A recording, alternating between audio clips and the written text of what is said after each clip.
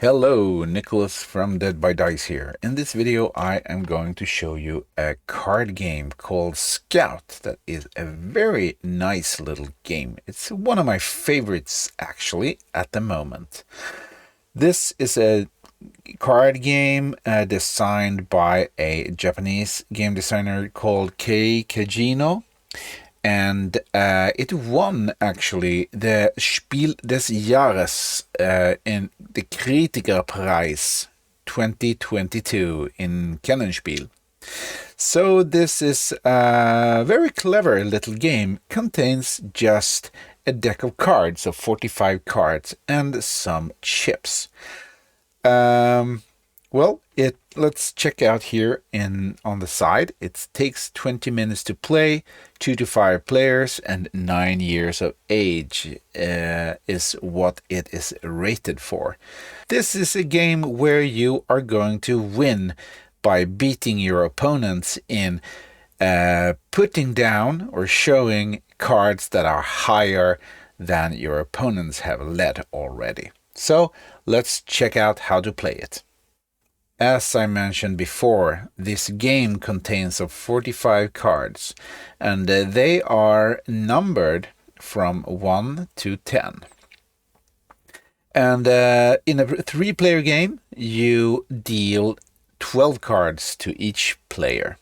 So let's do that. But first, let's take a look at the other components. There are some chips that look like this. It says Scout and Show. There are other chips that looks like $1, and the third kind of chip is like a first player token. Also, there are some star chips that are for calculating your end game victory points later. Well, I will just show briefly how this works. This game is played in a number of rounds that equal the number of players. You win it by getting rid of all the cards in your hand, and you can also win by placing some cards on the table that are so powerful that no other player on an entire round around your table can beat those cards that you played. What you do during the game is 2 things. First of all, you get 12 cards. So let's take 12 cards as an example. 1, 2, 3, 4, 5, 6, 7, 8, 9, 10, 11, 12. Each player gets 12 cards, and those are dealt and shuffled and dealt upside down. And when you get them, you pick up your stack and you check your cards. Here you see some numbers, and those are the numbers of the cards, the big figure up here. Then you see a little smaller figure down here, and that is the card's number if you turn them upside down. So if you turn them upside down, you have another set of numbers. So the first thing you need to do when you get your hand is to decide if you are going to play your cards this way or that way.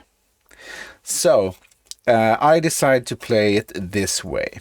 You cannot rearrange the cards in your hand. You need to play them as they are dealt, like this, for example. And the first player, he or she places 1 card. When the table is empty, you can play any card you want. For example, a number 2. In this case, you play a number 2, and then the next player needs to play a card that is higher than 2. You can also play a pair, which beats every single card. You can also play a ladder, which is, for example, 6 and 7. And that ladder can be beaten by, for example, a pair of any kind. So a pair of 1s, 2s, and 3s, and so on, always beats a ladder of 2. And then you can play a ladder of 3, and a ladder of 3 always beats a pair of 2, and so on. And a pair of 3 beats a ladder of 3. So you need to get rid of all your cards. So you either play cards or you pick cards from the table. For example, if there is the active set that somebody played is a triple of 9s, for example, and you cannot beat that. You don't have the cards to beat that. So you need to pick up a card. And then you can do that by picking one of the cards on the sides in the active set. And when you do that, you can either choose if you want to use this card on this, in this orientation, or this orientation. You can use it as a 9 or a 4. If you choose to use it as a 4, you can place it anywhere in your hand. For example, here. Now you got a pair of 4. And on the next round, you may play it or you may not. When you take something from the active hand that is placed on the table, that player who played this hand always gets $1 from the bank. And if you play something stronger than 9-9, that should be for example, a ladder of 3 cards. Let's see if we, for example, do this. Rearrange the hand, and we have 4, 5, 6. If you play this on the active set, you play it out, and then you get those cards. Turn them around, and they become dollars. Just as this one. And you just keep them for the final scoring.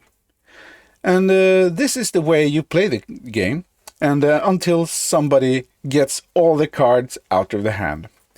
And the last thing I should mention is this. This is a token that you can play once during an entire round. And when you do that, when you use that, you can both pick from the table and play from your hand in the same action. So that is the only 3 things you can do in the game. This is a very easy game, easy to understand and easy to play with new players. It's a little bit tricky because you need to really think about how to build up your hand and what is on the table and what cards you need to build a really strong combination of cards that you can put down. So it's very fun. In the same time, it's very easy. So that was all for me. I hope you enjoyed this little video about this fantastic little card game. Hope you have a really nice evening, and see you next time. Bye.